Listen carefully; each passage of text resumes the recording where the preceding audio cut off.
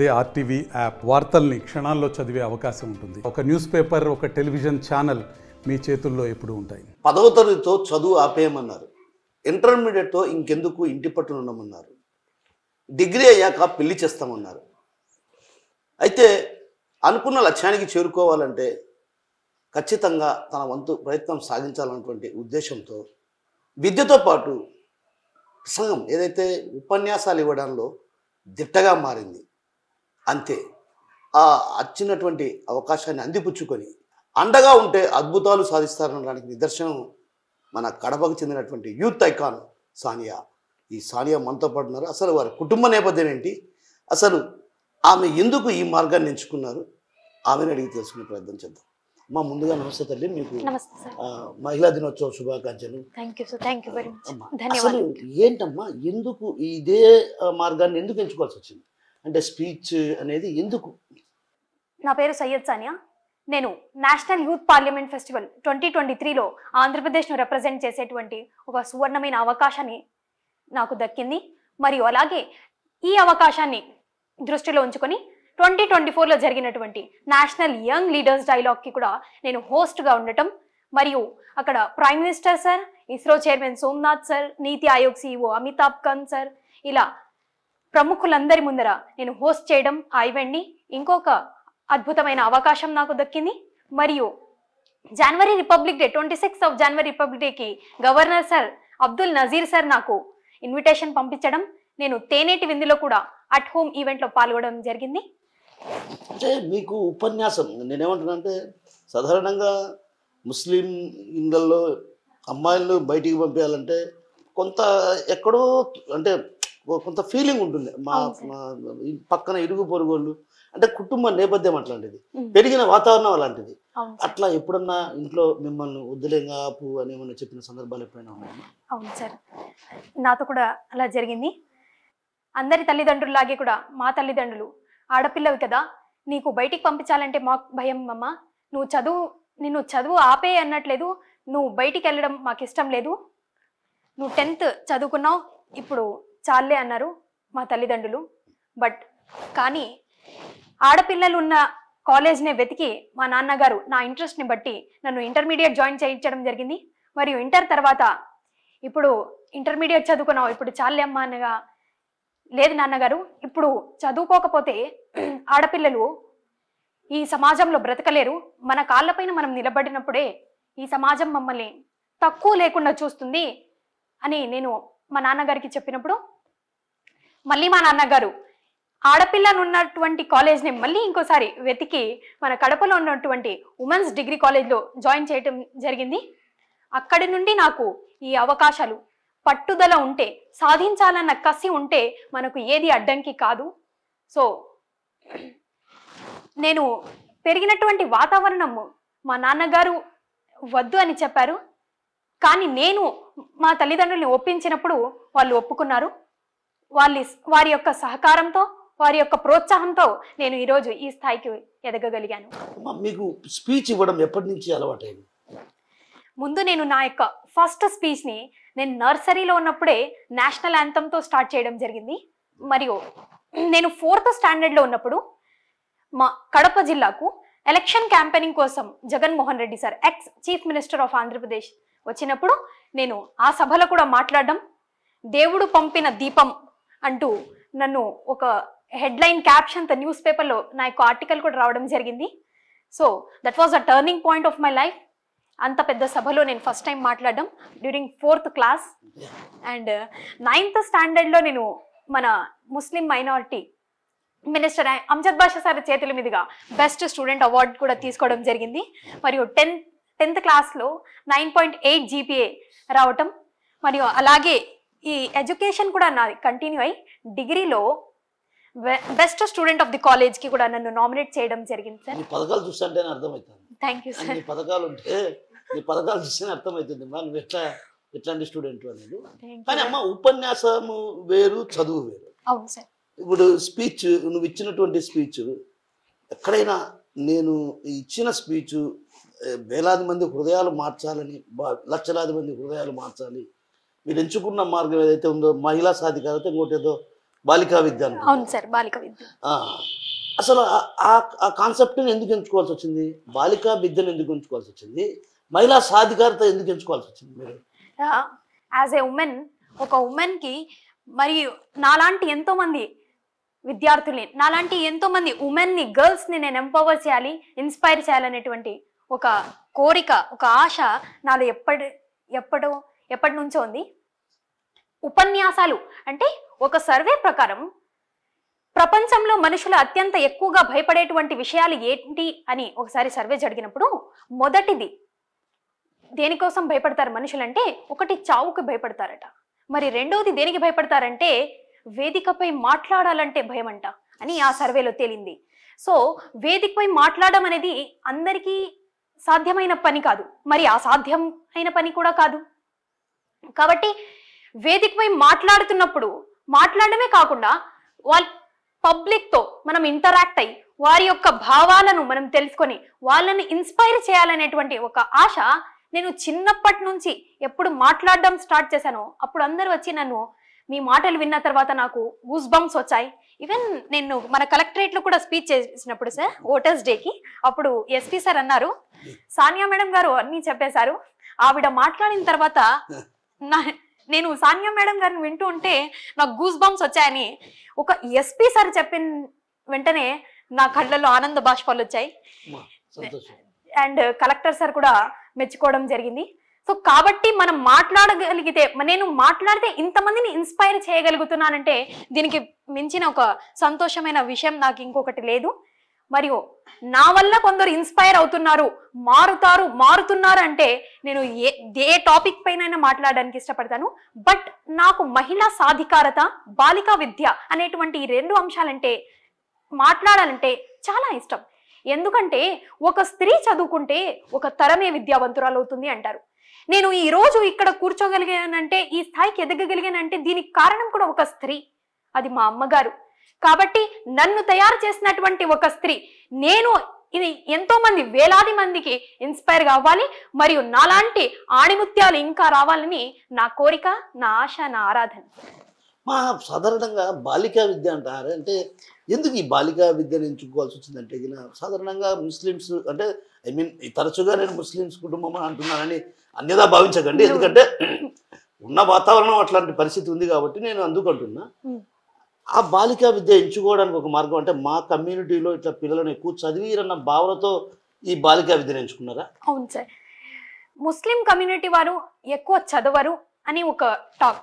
కానీ sir, Muslim community పిల్లల్ని మీరు కనుక చూస్తే, అవకాశం ఇచ్చినటువంటి ప్రతి చోట కూడా ముస్లిం పిల్లలు విజయాన్ని సాధించకుండా వెనక్కి వచ్చిన సందర్భాలు చాలా తక్కువ కనిపిస్తాయి.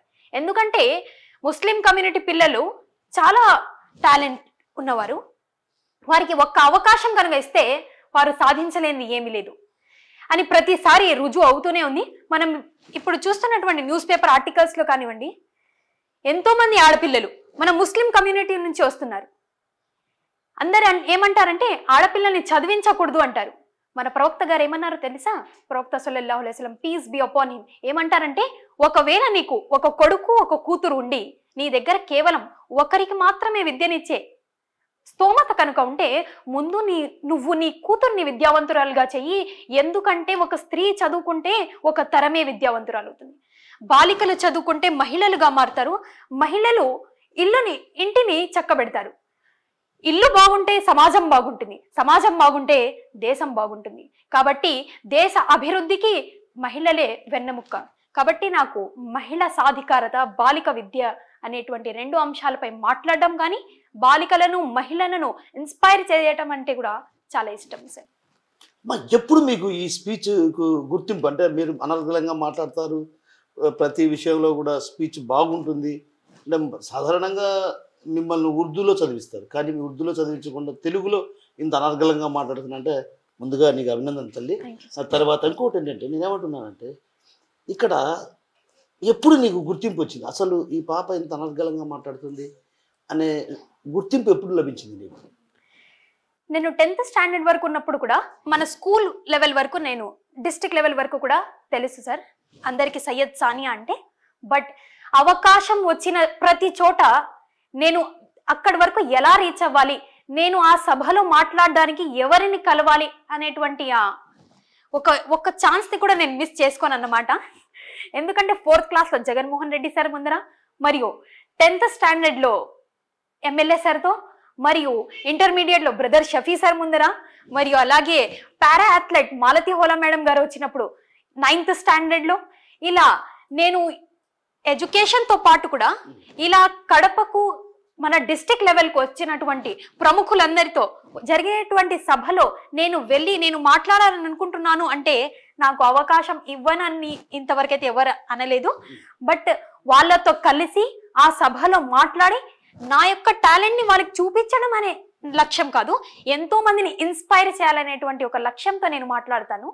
సో అది ఇంకా ఇలాగే పెరుగుతూ నేను గ్రాడ్యుయేషన్ డిగ్రీ 2nd ఇయర్లో చదువుతున్నప్పుడు నెహ్రూ యువ కేంద్ర సంఘటన వారు నాకు ఈ అవకాశం గురించి తెలియజేయడం జరిగింది. నేషనల్ యూత్ పార్లమెంట్ ఫెస్టివల్ అనేటువంటిది జరుగుతుంది. మన ప్రధానమంత్రి గారు యువత యొక్క భావాలను తెలుసుకోవటానికి ఈ కార్యక్రమాన్ని ప్రారంభించారు.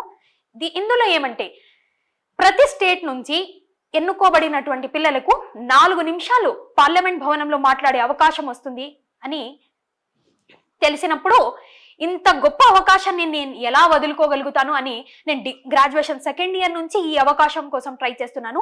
Graduation 2nd year, final year and PG 1st year 3 ఇయర్స్లో 2 times అనగా 6 times నేను పార్టిసిపేట్ చేశాను. బట్ నేను సెలెక్ట్ అవ్వలేదు సార్.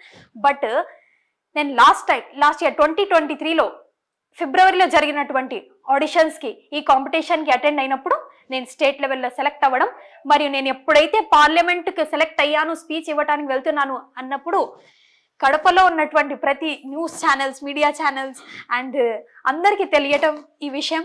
మరియు నేను అప్పటి నుంచి ఇంకా ఒక ఫేమస్ పర్సన్గా అయిపోవడం, కడప అనగానే కడపమ్మాయి అనేటువంటి ఒక పేరు గుర్తింపు కూడా లభించడం చాలా సంతోషంగా ఉంది సార్. మా పార్లమెంట్లో ఒక రకంగా చాలా అరుదైనటువంటి అవకాశం ఇది. పార్లమెంట్లో సాధారణంగా ఎవరికి మాట్లాడే అవకాశం ఇవ్వరు. అంటే నేనేమంటున్నానంటే చాలా అరుదుగా, అంటే అత్యంత ప్రావీణ్యం కలిగినట్టు ప్రసంగంలో మంచి స్పీచ్ ఇచ్చే వాళ్ళని మాత్రమే ఎంపిక చేస్తారు. సో ఒక్కసారిగా నువ్వు ఈ మాట వినగానే నీకు కానీ, మీ అమ్మకు కానీ, మీ నాన్నకు కానీ, ముందుగా మీ అమ్మని ఎందుకంటున్నా అంటే సరస్వతి తల్లి ఎవరన్నా అంటే ఆమె. కాబట్టి ఆ సరస్వతి తల్లి ఏమనిపించింది అసలు మీ అమ్మకు, మీ నాన్న? అమ్మ వడియే తొలి బడి అంటారు సార్. నేను పార్లమెంట్కి సెలెక్ట్ అవుతానో లేదో అని నేను 7th time రిజల్ట్స్ కోసం వెయిట్ చేస్తుండగా ఫస్ట్ టైం రిజల్ట్ డిక్లేర్ అయింది. ఆంధ్రప్రదేశ్ నుంచి Syed Sania from Kadapa is going to represent Andhra Pradesh అనగానే ఆ పేరు లిస్టులో నాకు చూడగానే నేను మా అమ్మ ఒడిలో తలపెట్టి 5 నిమిషాల వరకు కళ్ళు తెరవకుండా గట్టిగా ఏడవడం జరిగింది. ఎందుకంటే నేను 2-3 years నుంచి అటువంటి పార్లమెంట్ అంటే ఎంపీస్ మాత్రమే వెళ్ళగలరు, ఈవెన్ ఎమ్మెల్యేస్ కూడా వెళ్ళాలన్నా కూడా మేము ఇంత డబ్బులు ఇస్తామన్నా కూడా అక్కడికి వెళ్ళి చూడడానికి కూడా ఇవ్వరు, బయట నుంచే అలో లేదు.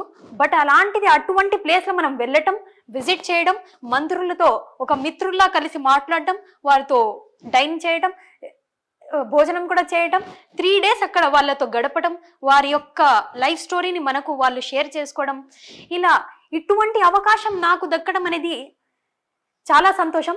మా తల్లిదండ్రులకు ఈ విషయం చెప్పగానే మా అమ్మగారు, నాన్నగారు చాలా సంతోషపడ్డారు. మా అమ్మగారు కూడా నాతో కలిసి ఏడ్చేశారు, మా పాప ఇలా రిప్రజెంట్ చేస్తుందంటే. ఇందులో ఇంకొకటి నాకు ఇంకా ఇన్స్పైరింగ్ విషయం ఏమిటంటే సార్, ఆంధ్రప్రదేశ్ నుంచి ఫస్ట్ ముస్లిం గర్ల్, నేను ఈ అవకాశాన్ని పొందినటువంటి ఫస్ట్ ముస్లిం అమ్మాయిని. సో ఈ విషయం వినగా ఈసారి నేషనల్ యూత్ పార్లమెంట్ ఫెస్టివల్లో రిజిస్ట్రేషన్ చేసినటువంటి ముస్లిం అమ్మాయిల సంఖ్య ఇంకా పెరిగింది సార్. సో నా ఇన్స్పిరేషన్, వాళ్ళను మోటివేట్ చేయాలి, నాలాగే వాళ్ళు రిప్రజెంట్ చేయాలనేటువంటి నా కాన్సెప్ట్ వాళ్ళ వరకు రీచ్ అయింది. నేను ఈసారి కూడా జరిగేటువంటి నేషనల్ యూత్ పార్లమెంట్ ఫెస్టివల్లో ఒక అమ్మాయి రిప్రజెంట్ చేయాలనుకుంటున్నాను.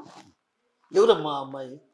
ఆ అమ్మాయి ఎవరైనా కావచ్చు సార్, నేను ముస్లిం అమ్మాయి అని అనను, బట్ నాలాగే కాకుండా ఇంకా మంచి టాలెంటెడ్ అమ్మాయి, ఈసారి ఆంధ్రప్రదేశ్కు ప్రైజ్ తీసుకోగలిగే అమ్మాయి రావాలి, పార్లమెంట్ ప్రసంగించాలని కోరుకుంటున్నాను. పార్లమెంట్లో నువ్వు మాట్లాడిన నేను చూసిన ఇంతకుముందే మీ మామ నాకు చూపించాడు వీడియో.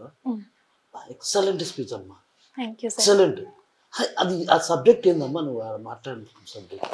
రాజకీయాల్లో యువత పాత్ర అనేటువంటి అంశం పైన మాట్లాడింది సార్. యాక్చువల్గా అక్కడ వచ్చినటువంటి 28 స్టేట్స్ నుంచి వచ్చినటువంటి పిల్లలకు ప్రతి ఒక్కరికి మాట్లాడే అవకాశం వచ్చింది. అందరూ మాట్లాడారు. ఈవెన్ విన్నర్స్ అయినటువంటి 3 పిల్లలుకి అప్రిషియేషన్స్ వచ్చాయి. విన్నర్ కాకపోయినా కూడా నేను ఈవెంట్ ఆ ప్రోగ్రామ్ లో విన్ అవ్వకపోయినా కూడా నా దగ్గరికి వచ్చి ఎంతో మంది MPs and ex IAS officers వచ్చి ఓపెనర్ యు డన్ ఇట్, నీ వాయిస్ లో ఏదో ఉందమ్మా మ్యాజిక్, సంథింగ్ మ్యాజిక్, నువ్వు మాట్లాడుతున్నప్పుడు గూస్ బంప్స్ వచ్చాయి అని ఆ విషయం వినగానే నాకు మళ్ళీ రివైజ్ అయింది సార్.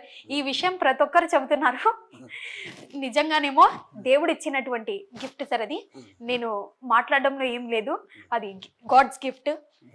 ఎంత నరకలుగా మాట్లావు కదమ్మా, నేను చూసిన ఇప్పుడే స్పీచ్. సుసంపన్న హో సంపన్న హో. సార్ ఇంకోటి అలాగే కాకుండా నేను కడప పేరును పార్లమెంట్ లో వినిపించాలి అనేటువంటి ఒక థాట్ నాలో ఉన్నింది సార్. నేను ఒకవేళ పార్లమెంట్ కి వెళ్తే కడప పేరు ఖచ్చితంగా పార్లమెంట్ లో చెప్పాలని. సో నేను I started my speech with the opening lines, I Syed Sania from Kadapa district. నేను స్టేట్ పేరు కంటే కూడా ముందు మా డిస్టిక్ పేరును రిప్రజెంట్ చేశాను సార్. అండ్ ఇంత గొప్ప అవకాశం నాకు దొరకడం. కానీ అక్కడ భయం అనిపించలేదమ్మా, అంతమంది పార్లమెంట్ లో ఉంటారు, ఎంపీలు ఉంటారు, అంతమంది ఉంటారు, మీకు ఆ భయం అనిపించలేదా? మంత్రులు ఉంటారు.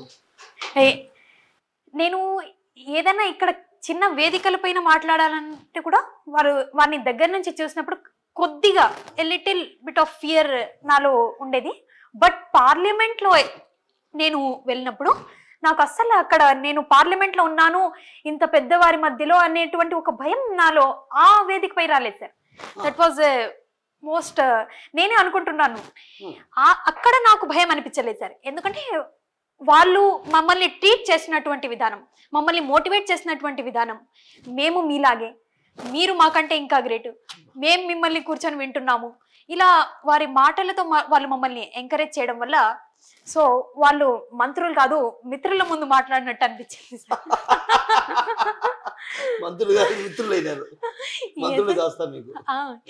Sir and sports minister sir అయితే నేను వస్తుండగా సానియా గారు అని సార్ లంచ్ చేస్తున్నప్పుడు అన్ని సీట్స్ ఫిల్ అయిపోయాయి సార్. నేను వచ్చేసరికి కొద్దిగా లేట్ అయింది. సానియా గారు ఇక్కడ కూర్చోండి అన్నప్పుడు ఒక ఫ్రెండ్స్ కూడా అట్లా పిలవరు సార్. అంటే అంత బాగా పిల్లల్ని ట్రీట్ చేస్తారు సార్. ఎందుకంటే మేము కమింగ్ జనరేషన్స్, మీరు ఈసారి ఎలక్ట్ అయ్యి వచ్చారు బట్ నెక్స్ట్ టైం మీరు పార్లమెంట్ కి, ఈసారి మీరు సెలెక్ట్ అయ్యి వచ్చారు బట్ నెక్స్ట్ టైం మీరు పార్లమెంట్ కి ఎలక్ట్ అయ్యి రావాలి, ఎంపీలుగా రావాలి అని చెప్పి పంపించడం జరిగింది సార్. చాలా హ్యాపీగా థ్యాంక్ యూ. Yes sir. ఒకటి రీసెంట్ గా జరిగినటువంటి రిపబ్లిక్ డే దినోత్సవ వేడుకల్లో కూడా గవర్నర్ నుంచి తేనీటి విందులో పాల్గొనాలని, అంటే అక్కడ ఐ మీన్ సీఎం చంద్రబాబు గారు ఉంటారు, అదే విధంగా మంత్రులు ఉంటారు, అంతమందిలో మీకు ఆహ్వానం అందాలని ఎలా చూస్తున్నారు? ఇది ఇంకొక ప్రెస్టీజియస్ ఆపర్చునిటీ సార్. ఎందుకంటే వేరియస్ ఫీల్డ్స్ లో అవుట్ స్టాండింగ్ అచీవ్మెంట్స్ సాధించినటువంటి IAS officers, IPS officers, forest department నుంచి ఆఫీసర్స్ మరియు 30 స్పెషల్ ఇన్వైటీస్ సార్. ఒలింపిక్స్ లో రిప్రజెంట్ చేసినటువంటి పిల్లలు, అందులో నేను ఒకటి సార్. 30 స్పెషల్ ఇన్వైటీస్ లో I was from Kadapa district sir. చాలా సంతోషంగా అనిపించింది సార్. ఫస్ట్ లో స్టార్టింగ్ లో నేషనల్ యాంథమ్ చదివేటప్పుడే సీఎం సార్ ఎదురుగా నిలబడి నేషనల్ యాంథమ్ చదివే అక్కడ కూడా మళ్ళీ అవకాశం వచ్చింది సార్. మరియు ఐటీ మినిస్టర్ నారా లోకేష్ సార్తో కూడా నేను కలిశాను. Deputy chief minister Pawan Kalyan sir గారితో కలవటం, మరియు అనంతపూర్ ఆర్డిటి ట్రస్ట్ యొక్క సార్ పక్కన కూర్చొని ఆ టేబుల్ పైన మనం కలిసి తేనెటి విందును ఆస్వాదించడం అనేది, నేను మా నాన్నగారు అక్కడ కూర్చొని మా నాన్నగారు నాతో అన్నారు, అమ్మ నిన్ను ఇక్కడ ఎందుకు పిలిచారమ్మా అన్నారు. ఎందుకంటే అంత పెద్దవారి మధ్యలో మా నాన్నగారు నేను సాధించానని సంతోషంగా నన్ను లోపలికి తీసుకెళ్లారు సార్. అక్కడ ఐఏఎస్ ఆఫీసర్స్ వాళ్ళు పెట్టుకున్న బ్యాచెస్ అన్ని చూసి, వారి యొక్క అచీవ్మెంట్స్ ని చూసి, అమ్మా సానియా నిన్నెందుకు ఇక్కడ పిలిచారమ్మా వీరి మధ్యలో అన్నారు సార్. నన్ను ఒక సెట్ అయ్యేలా ఇచ్చేసారు సార్. అదే కదా నాన్న, ఇప్పుడు ఇక్కడ వచ్చాము, నెక్స్ట్ అలాగా ఒక ఐఏఎస్ ఆఫీసర్, ఐపీఎస్ ఆఫీసర్ అలా రావాలి నాన్నగారు అంటే ఖచ్చితంగా అమ్మ అని మనం మాట్లాడుకోవడం కూడా జరిగింది సార్. అంత పెద్దవారి మధ్యలో నాకు ఆ అవకాశాన్ని గవర్నర్ సార్ ఇవ్వటం చాలా సంతోషంగా అనిపించింది. నా యొక్క ప్రతిభను నేను సాధించినటువంటి అచీవ్మెంట్స్ని గుర్తు చేసి నాకు అవకాశాన్ని కలిగించినందుకు ఆంధ్రప్రదేశ్ ప్రభుత్వానికి మరియు గవర్నర్ అబ్దుల్ నజీర్ సార్ కూడా చాలా ధన్యవాదాలు తెలుపుకుంటున్నాను సార్. అమ్మా చదువు ఇంత బాగా చదువు ఉంది, ఎప్పుడన్నా మీరు గ్రూప్ 1 కానీ లేకుంటే గ్రూప్స్కి ప్రిపేర్ కావాలని కానీ లేకుంటే ఐఏఎస్ ఐపీఎస్ కావాలని ఆకాంక్ష ఎప్పుడన్నా మీ మదిలో మెదిలిందా? Yes sir. ఇండియాలో పుట్టి ఐఏఎస్ ఆఫీసర్ అవ్వాలి అనుకోని స్టూడెంట్స్ అయితే ఎవరు ఉండరని నాకు అనుకుంటున్నాను సార్. ఎందుకంటే ఐఏఎస్ ఆఫీసర్ అవ్వాలనేటువంటిది ప్రతి ఒక్క పిల్లల యొక్క కళ సార్. అలాగే నా కళ కూడా నేను ఒకరోజు ఐఏఎస్ ఆఫీసర్ అవ్వాలి అని నా కళ సార్. నా యొక్క కళనే కాదు, మా యొక్క ఫ్యామిలీలో ప్రతి ఒక్కరి కళ సార్. మా అమ్మాయి సానియాని ఒక ఐఏఎస్ ఆఫీసర్గా చూడాలనుకుంటున్నాం అనేటువంటి కళ సార్. సో నా యొక్క ఆకాంక్ష వారి యొక్క కళను నెరవేర్చాలని నా కోరిక, నా ఆశ సార్. నెరవేరుస్తావా?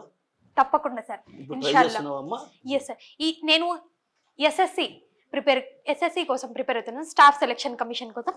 తప్పకుండా ఎస్ఎస్సి క్లియర్ అయిన తర్వాత నేను యూపీఎస్సికి ఖచ్చితంగా అటెంప్ట్ ఇస్తాను, ట్రై చేస్తాను. జీవితంలో ఐఏఎస్ ఆఫీసర్ అనేటువంటి ఆ క్యాప్షన్ని, ఆ యొక్క సానియా ఐఏఎస్ ఆఫీసర్ అనేటువంటి నా పేరు పక్కన ఉండాలని నా కోరిక, బలమైన కోరిక సార్. అయితే త్వరలో సానియా ఐఏఎస్ పడబోతుంది. ఆమీన్ ఇన్షాల్లా సార్. మా కుటుంబ నేపథ్యం ఎట్లాంటిది అంటే ఏముంటుందంటే, పెరిగిన వాతావరణాన్ని పక్కన పెడితే మీ నాన్న కానీ మీ అమ్మ కానీ అంటే కష్టం, మీ అమ్మ నాన్న పడిన కష్టం ఎట్లాంటిది అంటే ఒకసారి తలుచుకుంటే ఏమనిపిస్తుంటుంది మీకు? మా నాన్నగారు యొక్క నాన్నగారు అంటే మా తాతగారు, మా ఫాదర్ చిన్నప్పుడే చనిపోయారు సార్. 2-3 years ఏజ్ ఉన్నప్పుడు మా నాన్నగారు. అప్పటి నుంచి కుటుంబ బాధ్యతలను మా నాన్నగారే పూర్తి చేస్తున్నారు. అప్పటి నుంచి మా నాన్నగారు దానివల్ల చదువుకోలేదు, చదివే అవకాశం మా తండ్రికి దొరకలేదు. బట్ మా నాన్నగారు కష్టజీవి. మా నాన్నగారు 6 గంటల తర్వాత వరకు కూడా ఎప్పుడైనా నిద్రపోయింది నేను నా జీవితంలో చూడలేదు సార్. పొద్దున్నే 5 గంటలకు లేస్తారు సార్. మా ఫాదర్కి సైకిల్ షాప్ ఉంది, పొద్దున్నే లేస్తారు. అప్పటి నుంచి స్టార్ట్ అయ్యేటటువంటి మా ఫాదర్ యొక్క వర్క్ నైట్ 10 o'clockకి వస్తారు సార్ ఇంటికి. అప్పటి వరకు మా నాన్నగారు కష్టపడుతూనే ఉంటారు. బట్ ఎప్పుడు కూడా మాకు ఇది లేదు, దానివల్ల ఫైనాన్షియల్లీ కానీ సపోర్ట్లో కానీ ఇది లేనందువల్ల నేను ఇక్కడ వెనకబడిపోయాను, నాకు ఇది లేదు, మా ఫాదర్ ఇవ్వలేకపోయారనేటువంటి మాట నా ఆలోచనలో కానీ నా మాటల్లో కానీ ఎప్పుడు రాలేదు. ఎందుకంటే ఆడపిల్లలా కాదు, నన్ను మా నాన్నగారు ఒక మహారాణిలా పెంచారు.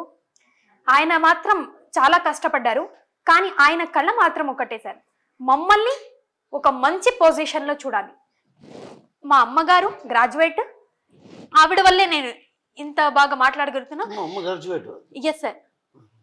మా నాన్న బయట పనులు చూడడం, మనకు ఏ కష్టం తెలియకుండా అన్ని మా కోసం సమకూరుస్తుంటే అమ్మగారు ఇంట్లో మమ్మల్ని ప్రోత్సహిస్తూ, చదివిస్తూ, అన్ని రంగాలు ముందుకు తీసుకెళ్తూ, debates, speech competitions, PPT presentations, seminars, ఇలా ప్రతి ఒక్కటిలో యాంకరింగ్, ఇది ఎలా చేయాలి అలా చేయాలి అని మమ్మల్ని ప్రోత్సహిస్తూ, చిన్నప్పటి నుంచి మమ్మల్ని చదివిస్తూ, మమ్మల్ని గైడ్ చేసే మా మెంటార్ మా అమ్మగారు.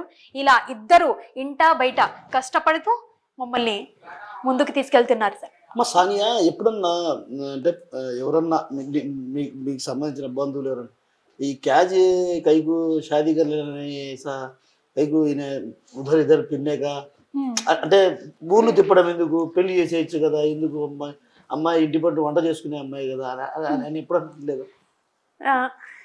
నా ముందర అయితే అనలేదు సార్ ఎప్పుడు, బట్ వెనకల్లా నేను విన్నాను అలా అన్నారు సార్. బట్ ఎప్పుడైతే నా ఈ యొక్క గ్రోత్ని, నేను ఇలా పెరుగుతున్నటువంటి ఆపర్చునిటీస్, ఈ అచీవ్మెంట్స్ని చూసిన తర్వాత, మీకు దేవుడు ఆడపిల్లని కాదు ఒక గిఫ్ట్ని ఇచ్చారు, బంగారు కూతురు, మీలాంటి కూతురు దేవుడు అందరికీ ఇవ్వాలి, మీరు అదృష్టవంతులు, ఇంకా చదివించండి, మీ అమ్మాయిని ప్రోత్సహించండి అన్నారు సార్. ముందు వద్దన్నవారు ఇప్పుడు ఎందుకు ఆపేస్తున్నారు అని మా నాన్నతో కొన్ని కొట్లాడే సందర్భాలు ఎదురయ్యాయి సార్. నేను స్ట్రైట్గా ఒక క్వశ్చన్ అడుగుతున్నా, నీకు రోల్ మోడల్ మీ అమ్మ మీ నాన్న? My mother sir. Why? Because of her today I'm sitting in front of you sir. మా నాన్నగారు కష్టపడ్డారు సార్, మమ్మల్ని చదివించారు. కష్టం అది బయటికి తెలియని కష్టం. Yes sir. అమ్మ కష్టం కడుపులో పెట్టుకుంటుంది అమ్మ. అవును అమ్మ పడే బాధ, ఆ తపన అది ఆమెకే తెలుసు. ఎందుకంటే పేగు తెంచుకున్న బంధం అది.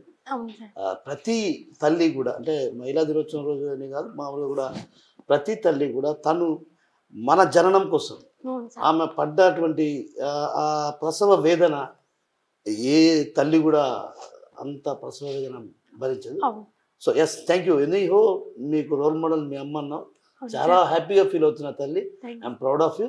బట్ ఇంకొక చిన్న క్వశ్చన్ ఇక్కడ నేను, అసలు డిగ్రీ స్థాయిలో నీకు ప్రపంచ స్థాయి అంటే జాతీయ స్థాయిలో గుర్తింపు వచ్చిందా, లేకుంటే పీజీ తర్వాతే నీకు గుర్తింపు వచ్చిందా దీంట్లో? నేను డిగ్రీ స్థాయిలో ఉన్నప్పుడే ఈ పార్లమెంట్ వెళ్ళే అవకాశం వచ్చింది సార్. ఇప్పుడు నేను ఇంకా పోస్ట్ గ్రాడ్యుయేట్కి చదువుతున్నా, ఇంకా అప్లై చేస్తున్నాను. అప్పుడు స్టార్ట్ అయ్యాయి సార్. అప్పుడు స్టార్ట్ అయినటువంటి zonal level, district level, state level, ఇలా 3 రౌండ్స్ జరిగేసరికి నా పీజీ ఫస్ట్ ఇయర్ అయిపోయింది sir. So it was between graduation and post graduation sir. So degree నుంచి నాకు ఈ జాతీయ స్థాయిలో గుర్తింపు నీకు ఎప్పటి వచ్చింది. నుంచి ప్రశంసలు బాగా వచ్చాయమ్మా? ప్రశంసలు ఎప్పటి నుంచి వచ్చాయి? అంటే సానియా అంటే అబ్బా మంచి ఉపన్యాసకురాలు సానియా అని పేరు ఎప్పుడు వచ్చింది నీకు?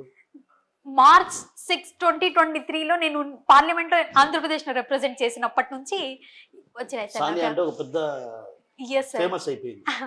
అంతవరకు సానియా ఒక కుటుంబంలోనే ఉంది. కుటుంబంలో మరియు మన యొక్క స్కూల్ కాలేజెస్ లోనే జరిగింది సార్. మరియు నెహ్రూ యువ కేంద్ర సంఘటన వారి పాత్ర కూడా అది ఇందులో ప్రధానమైన పాత్ర సార్. ఎందుకంటే వారు నాకు ఈ అవకాశం గురించి చెప్పకపోయింటే, వారు మన యొక్క లెక్చరర్స్ విజయలక్ష్మి మేడం గారిని కలవటం, మన డివైఓ సార్ మణికంఠ సార్ ఈ అవకాశాన్ని గురించి నాకు తెలియజేయడం జరిగింది సార్. దానివల్ల నేను ఈ పోటీలో పాల్గొన్నాను. 5-6 టైమ్స్ పార్టిసిపేట్ చేయగా నేనే ఒక లో ఫీల్ అయ్యాను సార్. నేను 5-6 టైమ్స్ పార్టిసిపేట్ చేయగా కూడా నాకు ఈ అవకాశం రాలేదు. బహుశా నేను పార్లమెంట్లో ప్రసంగించే అంత శక్తి సామర్థ్యాలు నాలో లేవేమో అని ఇంకా వదిలేద్దాం అనుకున్నాను.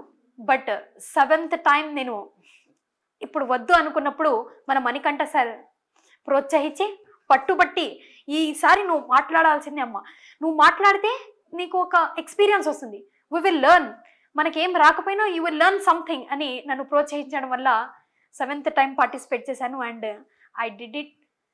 అలాగే నేను యూత్ పార్లమెంట్ ఫెస్టివల్లో ఎంతో మంది పిల్లలు పార్టిసిపేట్ చేశారు లాస్ట్ 5-6 ఇయర్స్ నుంచి. ఆ పిల్లలందరినీ ministry of youth affairs and sports వారు గుర్తుపెట్టి 870 స్టూడెంట్స్ ఇంతవరకు పార్లమెంట్ ఫెస్టివల్లో పాల్గొన్నారు. ఈ పిల్లలందరినీ స్క్రీనింగ్ చేసి వారికి 20 anchors Viksit Bharat young leaders dialogue కోసం కావాలని చెప్పి ఈ 20 మెంబర్స్ పిల్లల్ని ఎలా తీసుకుందామని మన వీడియోస్ అన్నిటిని స్క్రీన్ చేసినప్పుడు 32 స్టూడెంట్స్ని షార్ట్ లిస్ట్ చేశారు సార్. అందులో నా నేమ్ కూడా ఉంది సార్. 32 స్టూడెంట్స్లో నా పేరు వచ్చిందని చాలా సంతోషపడ్డాను. బట్ అగైన్ 2 రౌండ్స్ కండక్ట్ చేసి 32లో 12 మెంబర్స్ని ఎలిమినేట్ చేసి 20 యాంకర్స్ని సెలెక్ట్ చేశారు. అందులో ఆ 20లో కూడా నేను ఒకటి అవ్వడం ఇంకొక సంతోషమైన విషయం సార్.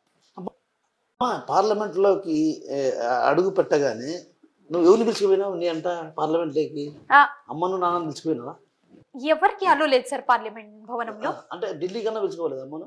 నో సార్, వాళ్ళు మీరు పిలుచుకొని రావచ్చు బట్ మేము లోపలికి రానివ్వమన్నారు. పార్లమెంట్లోకి అలో చేయలే? No sir. నువ్వు మాట్లాడుతున్న స్పీచ్ అది చూసి మీ అమ్మ ఎట్లా ఫీల్ అయింది? చాలా సంతోషంగా ఫీల్ అయింది సార్. ఫస్ట్ స్టార్టింగ్ ఆంధ్రప్రదేశ్ ఏ క్యాపిటల్ లెటర్ కాబట్టి ఏ నుంచి స్టార్ట్ అవ్వటం ముందు నేను ఇంకా 40-45 మినిట్స్ ముందు నుంచే మా ఇంట్లో టీవీ ఆన్ చేసి మా బంధువులు, మిత్రులు, మా వీధిలో వాళ్ళు ప్రతి ఒక్కరు సార్, చెప్పాలంటే కడప జిల్లా మొత్తం టీవీల ముందు, యూట్యూబ్ల ముందు ఇప్పుడు మా పాప మాట్లాడబోతుంది అని ఎంతో ఆకాంక్షగా ఎదురు చూశారు. అండ్ నేను అక్కడ పార్లమెంట్లో మాట్లాడతాననే ఒక 1 అవర్ ముందు న్యూస్ ఛానల్స్లో కూడా సార్ ఇప్పుడు పార్లమెంట్ భవనంలో మాట్లాడే మన సయ్యద్ సానియా కడపమ్మాయికు మీరందరూ శుభాకాంక్షలు తెలియజేయాలని చెప్పి కూడా ఒక న్యూస్ రావటం, అందరూ కామెంట్స్లో ఆల్ ది బెస్ట్ సానియా అని చెప్పడం, కడప ప్రజలు కూడా నాకు చాలా మోటివేట్ చేశారు. నిజంగా నేను కడపమ్మాయి అయిపోయాను sir. And thank you very much to everyone who supported me and motivated me. మా కుటుంబ గౌరవాన్ని జాతీయ స్థాయిలో నిలిపినావు, ఎలా ఫీల్ అవుతున్నావు? ఏం చెప్పాలో నా దగ్గర మాటలు లేవు. నిజంగా నేను వర్డ్స్లో ఎక్స్ప్రెస్ చేయలేనటువంటి సంతోషం నాకు ఉంది సార్. ఇటువంటి అవకాశం ఎవరికి రాదు. అలాంటిది నాకు వచ్చిందంటే దేవుడి దయ, మా తల్లిదండ్రుల ఆశీర్వాదం, మా గురువుల ప్రోత్సాహం మరియు మీ అందరి ఆశీర్వాదం వల్లే ఇదంతా సాధించగలిగాను. ఇన్ని చేసినప్పటికీ కూడా నాలో ఎక్కడో ఒకటి నేను చేసింది ఏమీ లేదు, సాధించాల్సింది చాలా ఉంది అనేటువంటి ఆ ఫీలింగ్ ఇంకా నా మనసులో ఉంది. నేను ఏదైనా ఒక పెద్ద మంచి పొజిషన్కి రీచ్ అయ్యేంత వరకు నేను ఏదైనా సాధించాను అనేటువంటి భావన నాలో రాణించుకోను. బట్ ఆంధ్రప్రదేశ్ యొక్క పేరును, కడప యొక్క పేరును మంచి స్థాయిలో, మంచి పొజిషన్లో పార్లమెంట్ భవనం వరకు తీసుకువెళ్ళగలిగాను. ఆ ఆపర్చునిటీ నాకు వచ్చింది. సంతోషం సార్. నేనేదో సాధించాను అని గర్వపడేంత నేను లేదు సార్. అంటే యూత్ ఐకాన్గా మీరు యువతకు ఏం అంటే మహిళలకు సంబంధించినటువంటి అమ్మాయిలకు నేను ఏమంటున్నా అంటే, మనం చూస్తున్నాం సాధారణంగా కుటుంబంలో పరిస్థితిలో లేకుండా ఇతర కారణాల వల్ల ఆత్మహత్యలకు చేసుకున్నటువంటి పరిస్థితి ప్రధానంగా కనిపిస్తుంది. సో అలాంటి మహిళలకు మీరు ఇచ్చే సలహా ఏంటమ్మా? ముందుగా సృష్టికి ప్రతి సృష్టినిచ్చి సమాజానికి మార్గనిర్దేశనం చేసే ఓ వనిత, నీకు వందనం. సంసార సాగరంలో నీకు నీవే సాటిగా, ఓర్పుకు నేర్పుకు ఓదార్పుకు అమ్మగా, ఆలిగా, అక్కగా, చెల్లిగా, దినదిన కాల దాష్టి కాల నడుమ మారాలి నీ నడక, ఎప్పుడు తడబడక కావాలి నీవు మరో రుద్రమ్మదేవి, అసురుల పాలిట అపర కాళికవి. మహిళలు అనగానే ప్రతి మగాడి విజయం వెనుక ఒక స్త్రీ ఉంటుంది అంటారు. ప్రతి ఒక్కరికి విజయాన్ని అందించే స్త్రీలు ఇలా కుంగిపోయి ఆత్మహత్యలకు పాల్పడడం అనేది చాలా చిన్న విషయం. మన యొక్క శక్తి సామర్థ్యాలు అనంతం. వాటిని తెలుసుకోండి. ఏదైనా ఒక చిన్న విషయం రాలేదని మనం ఆత్మహత్య అనేటువంటి ఒక పెద్ద స్టెప్ తీసుకోవడం చాలా మంచిది కాదు. ఎందుకంటే లైఫ్ అనేది ఎండ్ అయిపోతుంది. మీరు ఎవరి కోసం బ్రతుకుతున్నారు అనేది ఆలోచించాలి. మీపై ఆధారపడినటువంటి వారు ఎంతో మంది ఉన్నారు. మీ తల్లిదండ్రులు ఎంతో మంది మీపై ఎంతో ఆశలు పెట్టుకొని ఉంటారు. మీరు ఇలా ఆత్మహత్య అనేటువంటిది ప్రాబ్లంకి సొల్యూషన్ కాదు. ఈసారి రాలేదంటే నెక్స్ట్ టైం వస్తుంది అని ముందుకు వెళ్ళేటువంటి శక్తి సామర్థ్యాలతో ఉండాలి. నేటి కాలంలో మహిళలు ఎక్కడ వెనకబడిపోయారు అనేటువంటి విషయం మనకు కనిపించట్లేదు. రంగం ఏదైనా, కష్టం ఎంతైనా మహిళలు ముందుకు దూసుకెళ్తున్నారు. ఇటువంటి ఈ ఆర్టిఫిషియల్ ఇంటెలిజెన్స్ అండ్ 5G జనరేషన్లో మనం ఇంకా ఆత్మహత్యలకు పాల్పడడం అనేది మనలో ఒక చిన్న విషయం అయిపోతాం. మనం కిరణ్ బేడి, రుద్రమ్మ దేవి గురించి మహిళలను దేవతలుగా పూజించేటువంటి మన దేశంలో మహిళలు బాధపడుతూ కుంగిపోయి ఆత్మహత్యలకు పాల్పడిపోతే మరి సమాజం ఎలా అవుతుంది? కాబట్టి మీరు బాగుంటే దేశం బాగుంటుంది, మీ ఇల్లు బాగుంటుంది, సమాజం బాగుంటుంది అని ఆలోచించి మీకోసం కాదు, మీపై ఆధారపడి ఉన్నటువంటి వారి కోసం బ్రతికి ముందుకు సాగాలని నేను చెప్తున్నాను. అమ్మా, మహిళలకు ఏం చెప్తున్నారు? ఒక మంత్రం ఉంది. యత్ర నార్యస్తు పూజ్యంతే రమంతే తత్ర దేవత, యత్ర తాస్తు న పూజ్యంతే సర్వాస్త్ర ఫలక్రియ.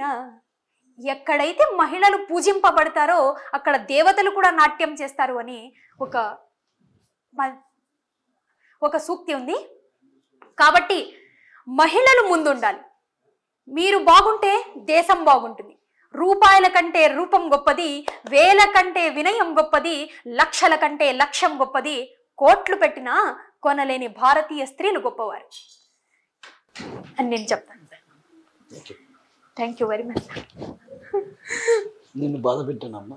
నో సార్, సంతోష పెట్టారు సార్. తల్లి సంతోషం. So thank you. ఇది మొత్తం మీద ఏదైతే కృషి పట్టుదల ఉంటే మహిళలు కూడా అన్ని రంగాల్లో రాణించగలరు. అందులోనూ కుటుంబ ప్రోత్సాహం అనేది చాలా ఇంపార్టెంట్. ఎందుకంటే అండగా ఉంటే అద్భుతాలు సృష్టించాలనడానికి నిదర్శనం మన కడప నగరానికి చెందినటువంటి సానియానే చెప్పచ్చు. అయితే కుటుంబ గౌరవాన్ని జాతీయ స్థాయిలో నిలిపిన సానియాకు మన ఆర్టీవీ తరఫున ప్రత్యేక ధన్యవాదాలు తెలియజేసుకుంటున్నాం. అదేవిధంగా ఇలాంటి వారిని ఎవరైతే తను ఎంత ధైర్యంగా కుటుంబంలో రకంగా కుటుంబ సభ్యులు కూడా వెన్నుతట్టి ప్రోత్సహించడం వల్ల తాను ఈ స్థితికి చేరుకున్నాను. తన తండ్రి పడ్డ కష్టం అంతా ఇంత కాదు. ఆ తండ్రి పడ్డటువంటి కష్టాన్ని తన కసితో చదువుకొని ఈరోజు ఈ స్థాయికి ఎదిగాను. అయితే తన తల్లి ప్రోత్సాహం కూడా ఎంతో ముందు తనకు రోల్ మోడల్ ఎవరైనా ఉన్నారంటే తన తల్లి అన్నటువంటి విషయాన్ని మనతో పట్టినటువంటి సానియా చెప్తున్నారు. కెమెరా పర్సన్ హరితో కిషోర్, RTV కడప నుంచి. మరిన్ని వీడియోస్ కోసం ఛానల్ ని సబ్స్క్రైబ్ చేయండి. లేటెస్ట్ అప్డేట్స్ కోసం వాట్సాప్ ఛానల్ ని ఫాలో అవ్వండి. ఆ లింక్ డిస్క్రిప్షన్ లో ఉంది.